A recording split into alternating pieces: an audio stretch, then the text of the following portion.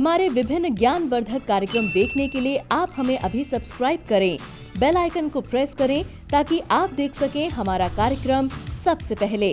और अधिक जानकारी के लिए फेसबुक पेज को लाइक करना न भूलें। जय मां इंद्राक्षी।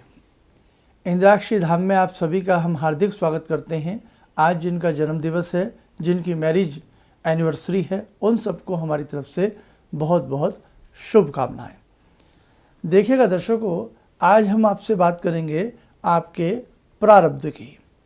प्रारब्ध का फल सबको भोगना पड़ता है। इस प्रारब्ध से कोई नहीं बचा है। क्या है प्रारब्ध? बहुत सारी ऐसी चर्चाएं आज के इस विशेष कार्यक्रम में हम आपसे करेंगे। प्रारब्ध क्या है? प्रारब्ध का भोग से क्या कोई व्यक्ति बच सकता है? साहब, जवाब आता है नहीं बच सकता।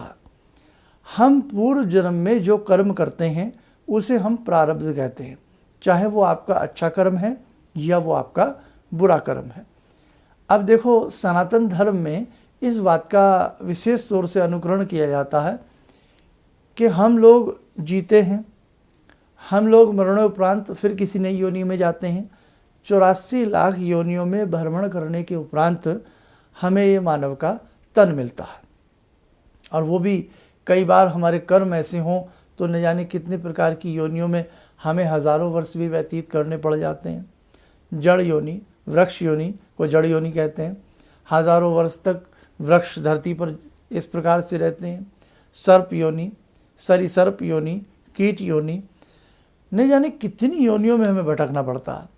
लेकिन यदि हम मानव की बात करें तो हम पूर्व जन्म में कैसे कैसे हमने कर्म किए, हमें उस कर्म के आधार पर हमारा जीवन आगे सुख और दुख का अनुभव करता है। आप देखते नहीं कि एक व्यक्ति यदि बहुत बुरे कर्म करता है तो न जाने कितने व्यक्ति उंगली उठा देते हैं कि अगले जन्म में तुम्हें नरक की प्राप्ति होगी, उसके कर्म को देख करके।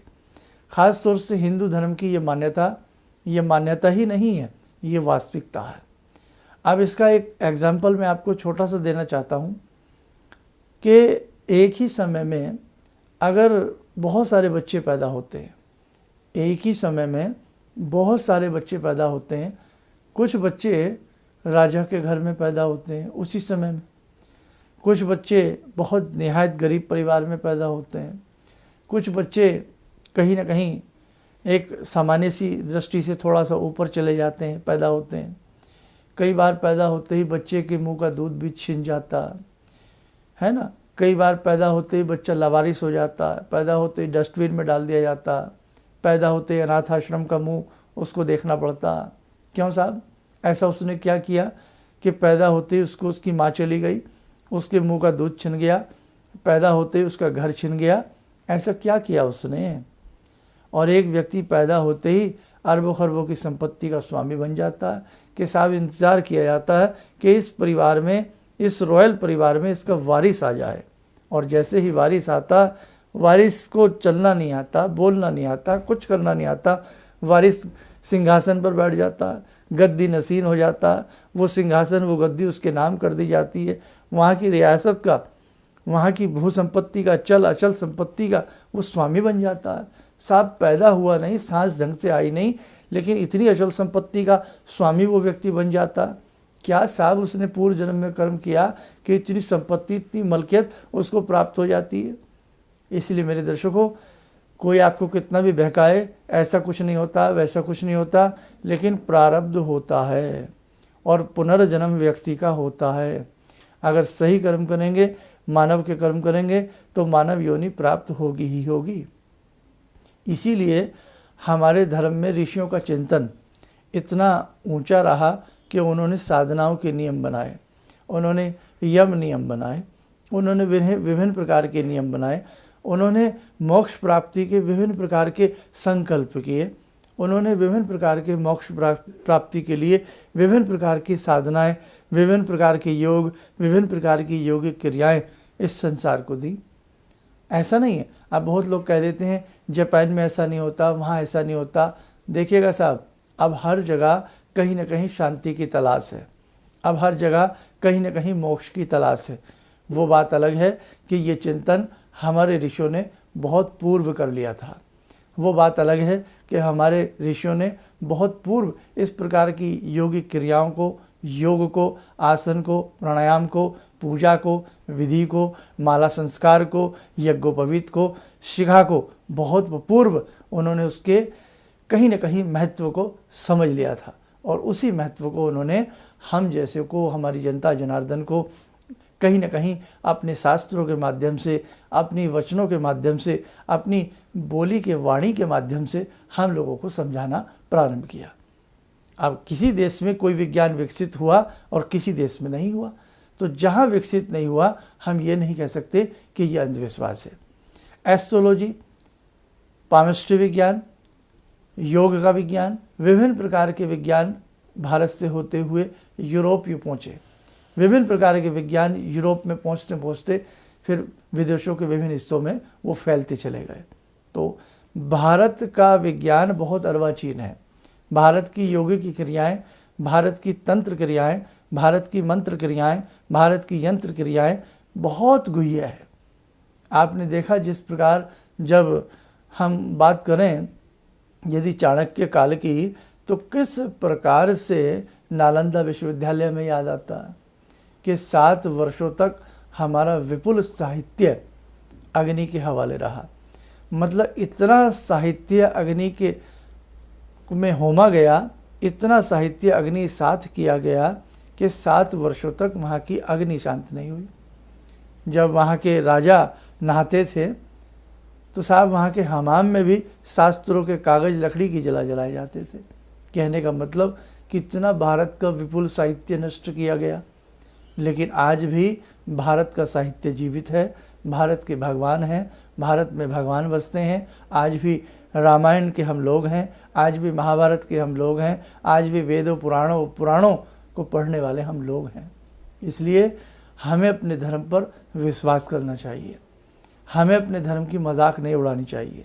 बहुत लोग आजकल के हमारे पढ़े लिखे बच्चे जींस फटी हुई पहनते हैं, नीचे को खिसकने को तैयार हो रही है, अजीब अजीब से बाल रखते हैं और वो इस प्रकार की उपमाएं देते हैं कि साहब धर्म क्या है, फलानी चीज़ क्या है, ये सब अंधविश्वास है। अरे बेटा तुमने कभी पढ़ा धर्म को? अरे बेटा तुमने कभी पुराण को पढ़ा? कभी तुमने वेद को पढ़ा? तुम्हें संस्कृत इंग्लिश के अलावा तुम्हें फुर्सत है? तुम्हें संस्कृत की अपनी देव भाषा के बारे में मालूम है? कभी तुमने इस भाषा को गूगल पे सर्च किया? आंखें फट जाएंगी। गूगल पे सर्च करिएगा कि क्या कहता है विश्व का साइंस संस्कृत भाषा के बारे में। कभी इस चीज़ को पढ़िएगा तब पता लगेगा कि संस्कृत भाषा किस प्रकार की भाषा है। और विश्व ब्रह्मांड के जितने भी पूरे विश्व के कंप्यूटर साइंस है, वो सबसे पहले इस विश्व ब्रह्मांड में खगोलीय घटना में संस्कृत भाषा के अक्षर सबसे पहले कैच होने वाले होते हैं।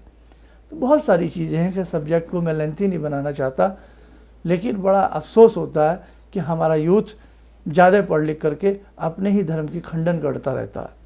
क्या कभी हमने सोचा हमारे बुज़ुर्गों ने ही ये विद्या बनाई है और हम अपने बुज़ुर्गों की बनाई हुई विद्या पर उंगली उठा रहे हैं?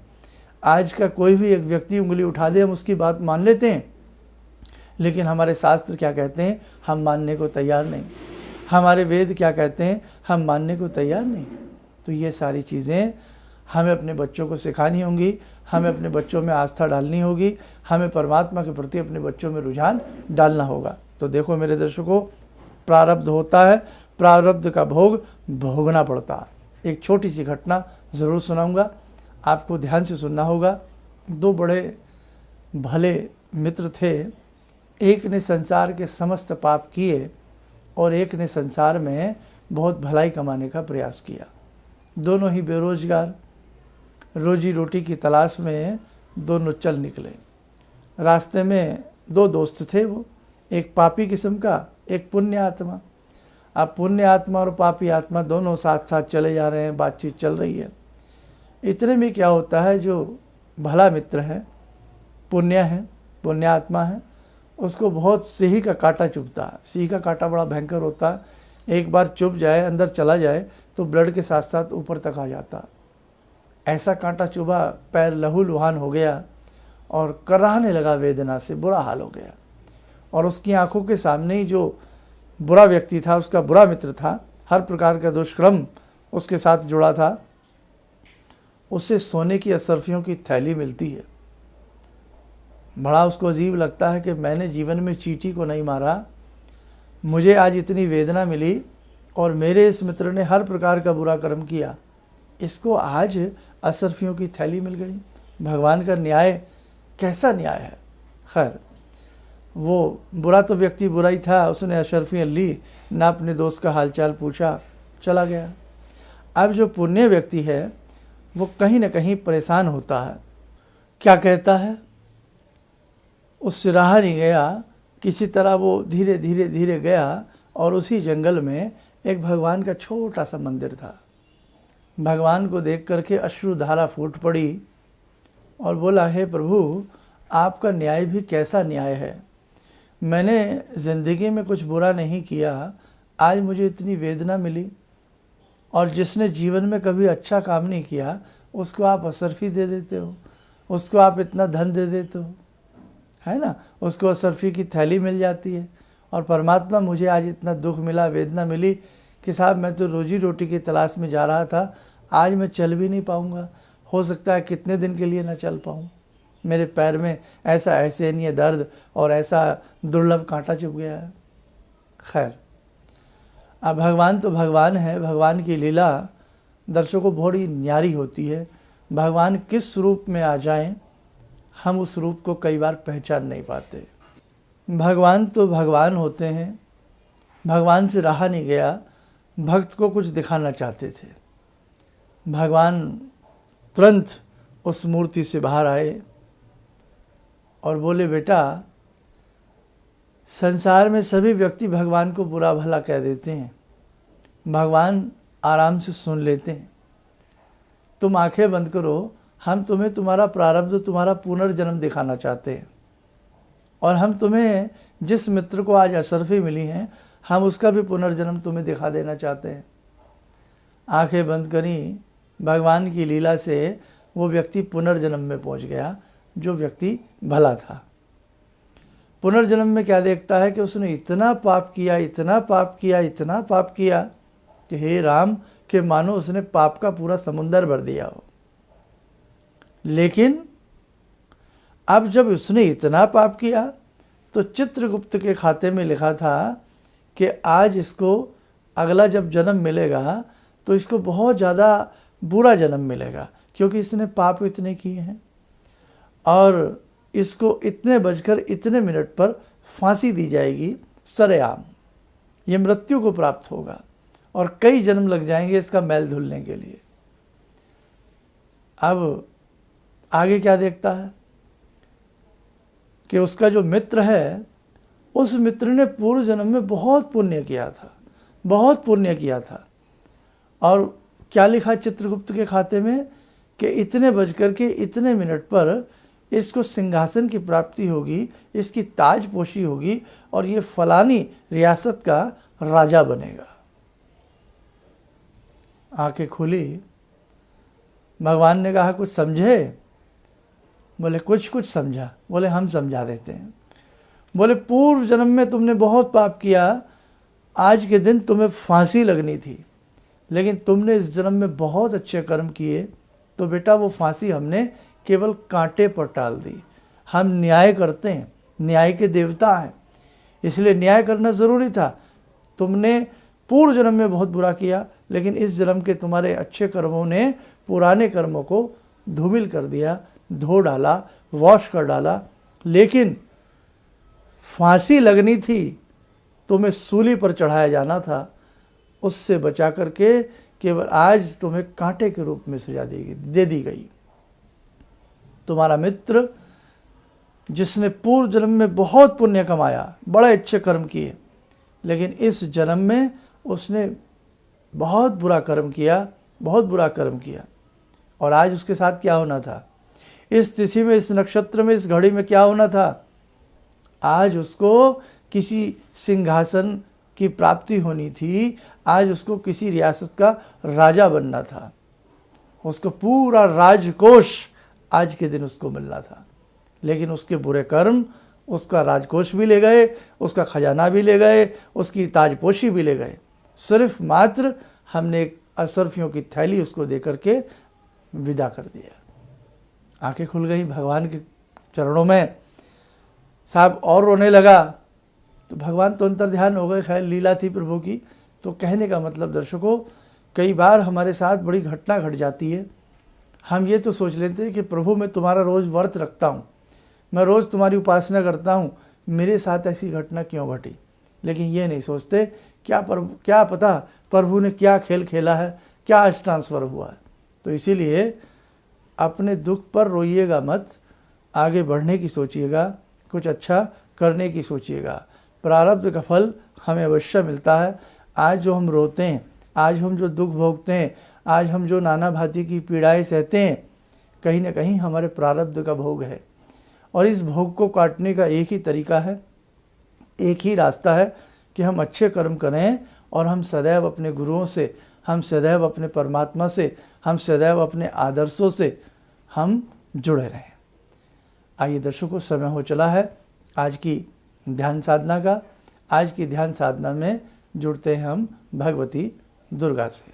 ॐ सिन्दूरारुण विग्रहां त्रिनयनां माणिक्यमूले स्फुरात् स्तारानायकशेखरं स्मितमुखी भापेन वक्षोरुवां पाणिभ्यामलपूर्णरत्नचषकां रत्नोत्परां बिभ्रति सौम्यां रत्नघटस्थरक्तचरणां ध्यायेत्परां अम्बिकां खड्गं चक्रगदेषु चापपरिगान् शूलम्बुशुण्डिं शिरा शङ्खं संदधतीं करे स्त्रीनयनां सर्वाङ्गभूषावृतां नीलासमद्युतिमास्य पाददशकां सेवे महाकालिकां यामास्तो स्वपितैहरो कमलजो हन्तुं मधुं कैटवम् विद्युद्दाम समप्रभां मृगपते स्कन्दस्थितां भीषणां कन्या विहकरवालखेटविलसा धस्ताविरासेवितां हस्तैश्चक्रगदाशिखेटविशिखां चापं गुणं तर्जनीं विप्राणामलिलात्मिकां शशिधरां दुर्गां त्रिनेत्रां भजे। कवच बना लें, ध्यान करें कि भगवती इंद्राक्षी माँ दुर्गा की कृपा से आपके समस्त कष्ट और पाप समाप्त हो रहे हैं।